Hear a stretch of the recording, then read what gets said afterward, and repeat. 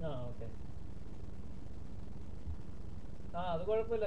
ഞാൻ പറഞ്ഞില്ലേ അച്ഛനായാലും പെണ്ണ് കെട്ടാനും റെഡിയാന്ന്.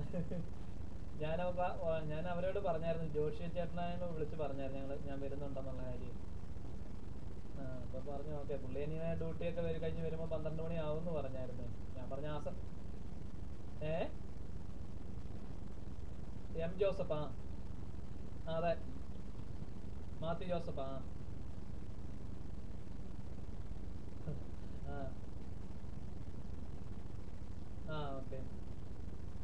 ആ ആ എന്നാ ശരി എന്നാ. ഓക്കെ എന്നാ.